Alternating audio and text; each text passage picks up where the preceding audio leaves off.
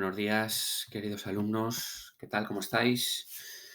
Espero que os encontréis bien. Vamos a continuar con Nietzsche y ya terminamos hoy definitivamente. Y el próximo día empezamos ya con Ortega y Gasset, con los comentarios de texto, ¿vale? Así que nada, bueno, lo que estuvimos viendo el último día fue, empezamos a explicar el concepto del eterno retorno, no como algo que dijera Nietzsche que fuese a suceder en realidad, ¿no? Que todo se repite eternamente, que nuestra vida se va a repetir eternamente, ¿no? Sino como un concepto para el cual trata de explicar el superhombre y acaba diciéndonos Nietzsche un poco eso, que quien acepte la vida como si fuera un eterno retorno, entonces ese será el superhombre, ¿no? Quien acepte la vida como un eterno retorno. ¿Por qué? Porque solamente así quien quisiera repetir su vida tal como la ha vivido por toda la eternidad, que se repita por toda la eternidad, solamente así aprovecharás la vida al máximo porque aceptas tu vida tal y como es y afirmas tu vida tal y como es, tal y como ha sido, incluso incluyendo todos los momentos malos, todos los momentos de sufrimiento también, porque la vida implica también eso, ¿no? Nos diría Nietzsche. Bien, vamos a concluir un poco ya con este concepto del eterno retorno, ¿vale? Que le sirve a Nietzsche para explicar y profundizar más en ese concepto del superhombre, que vendría a estar relacionado directamente con la antropología, ¿no? Entonces, leemos aquí ya después del texto, ¿no? Dios se supone como principio y fin de lo creado y con su muerte, la muerte de Dios, lo creado se convierte en principio y fin de sí mismo. Cambia todo. Una vez que se anuncia la muerte de Dios, pues ya cambia todo lo que se ha venido defendiendo a lo largo de toda la historia de la cultura occidental, ¿no? Que era pura decadencia, porque toda la historia de la cultura occidental ha servido para crear conceptos que niegan la vida. Con la muerte de Dios se deben crear nuevos conceptos, de eso se encarga el superhombre, que sirvan para afirmar la vida hasta sus últimas consecuencias. Y eso lo logra Nietzsche explicando el concepto del eterno retorno, ¿no? Quien acepte el eterno retorno, ese será el superhombre, ¿no? Entonces supone aceptar la vida como devenir. Como nos decía Heráclito, ¿no? Este concepto de eterno retorno es un concepto que viene directamente de Heráclito, como un devenir, como un cambio, como un ciclo que se repite eternamente, ¿no? Supone aceptar la vida como si se repitiese eternamente, ¿no? Como eterna repetición de lo mismo, tiempo circular frente a tiempo lineal. Lo que ha venido sucediendo un poco esto, me paro ahora un poco aquí en el tiempo circular frente al tiempo lineal, lo que ha venido sucediendo a lo largo de la historia es que se ha defendido la existencia, la realidad, como si el tiempo fuese lineal, que nada, es decir, mm, naces, desarrollas tu vida, mueres y luego viene otra vida, pero no se repite, sino que todo es lineal, ¿no? Y entonces este concepto del eterno retorno implica defender el tiempo como si fuera circular, ¿no? Naces, desarrollas tu vida, ¿vale? Y luego otra vez vuelves a vivir tu vida exactamente de la misma manera. Si aceptamos eso, si aceptamos ese eterno retorno que implica un tiempo circular, entonces eh, estamos afirmando la vida hasta sus últimas consecuencias, ¿no? Así otorga Nietzsche a la vida el valor máximo, ¿vale?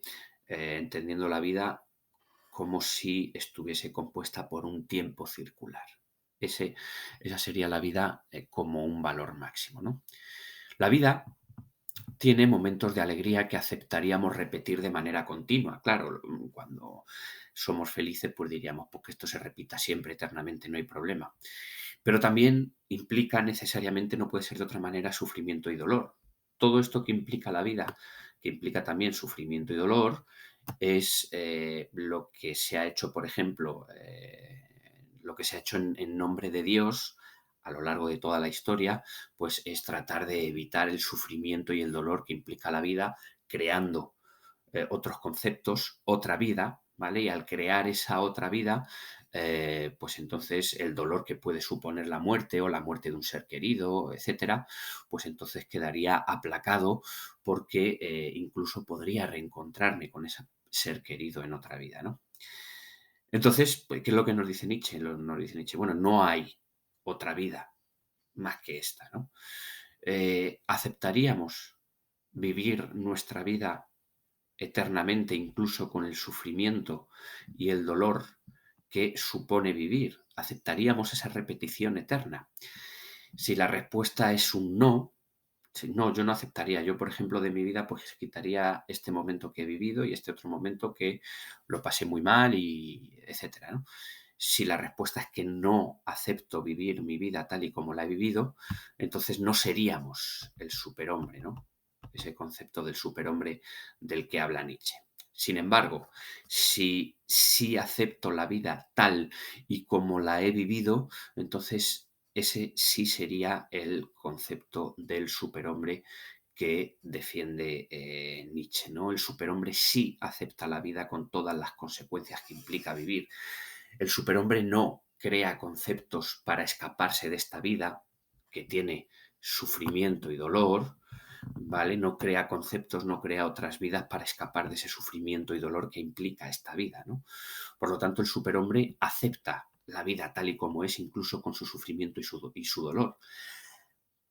Acepta esa realidad última y segura que tenemos, que es la vida con todo lo que la vida implica. Esa es la manera en la que hay que afirmar la vida. Y esa forma en la cual se afirma la vida hasta sus últimas consecuencias, incluyendo el dolor y el sufrimiento que implica vivir, es lo que caracteriza al superhombre de Nietzsche, ¿no? El superhombre de Nietzsche crea nuevos valores para afirmar la vida, incluso con el sufrimiento y el dolor que implica vivir, ¿no? Bueno, pues esto sería un poco, con esto terminaríamos Nietzsche, ¿no? Y sería básicamente, pues todos los... terminaríamos con este concepto del superhombre, ¿no? Recordad que lo que hemos hecho con Nietzsche ha sido dividir su pensamiento en filosofía negativa y filosofía positiva. La filosofía negativa, lo que hace Nietzsche es criticar todo lo que ha venido sucediendo a lo largo de la historia occidental, ¿no? Contraponiendo ya desde la época de los presocráticos, contraponiendo los dos conceptos de apolíneo, nuestra parte racional, frente a lo dionisíaco, nuestra parte más emocional e instintiva, ¿no? Antes de Sócrates, lo que sucedía era que había más o menos un equilibrio, incluso predominaba más lo dionisíaco frente a lo apolíneo, y ya con la llegada, bueno, por ejemplo, se puede ver en la tragedia griega el equilibrio, ¿no?, que se da entre lo apolíneo y lo dionisíaco, ¿no? Se defiende en las tragedias griegas ese lado dionisíaco del ser humano. Pero llega Sócrates y rompe ese equilibrio, y ya con Sócrates, todos los que le siguieron, Platón y luego el cristianismo, inician un declive de la cultura occidental porque se empieza a negar la vida, ¿no? Empieza esa negación de ese concepto fundamental que es la vida, lo inicia Sócrates, luego lo continúa Platón y luego ya por último el cristianismo, que en nombre de Dios se sirve para negar la vida, ¿no? Entonces, empieza esas críticas en la parte de que se conoce Nietzsche con la filosofía negativa y empieza con esa crítica a Sócrates, esa ruptura entre el equilibrio que se da en el equilibrio que hay entre lo apolíneo y lo dionisíaco, ¿no? Con Sócrates. La crítica a Platón.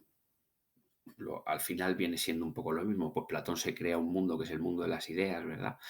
Que le da la auténtica, la verdadera importancia de la realidad está en el mundo de las ideas, que para Nietzsche no es más que un mundo inventado, ¿no? Y entonces le resta importancia a la auténtica realidad para Nietzsche, que es este mundo, que es el mundo sensible. Del mundo sensible de Platón, Platón no le da importancia y Nietzsche le da toda la importancia, ¿no? Y luego, pues por último, la crítica al cristianismo, que se basa fundamentalmente en el concepto de Dios. A partir de ahí, lo que hace Nietzsche es dividir un poco, pues eso, lo que es la parte fundamental de la ética de Nietzsche, que es la moral de los señores y la moral de los esclavos. La moral de los esclavos sería la que defiende el cristianismo y la moral de los señores vendría a ser luego la que defendería el superhombre, ¿no?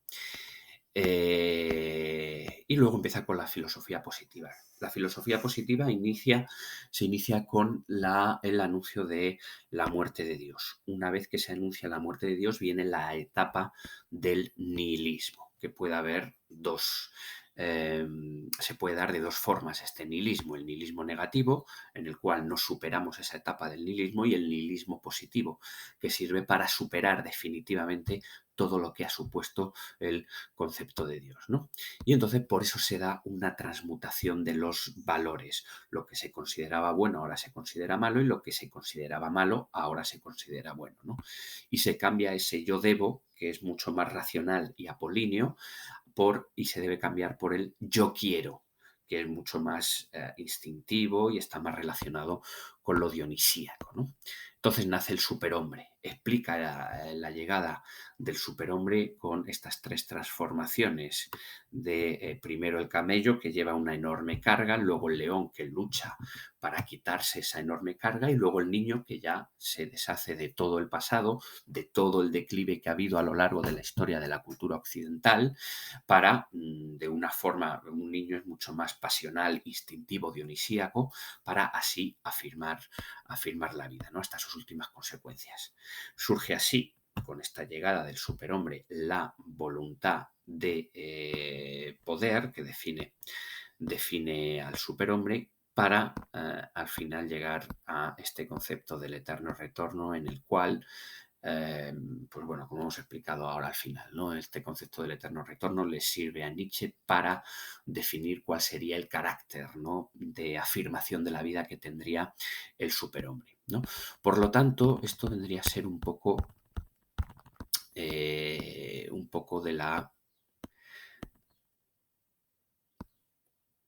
de la siguiente manera, ¿no?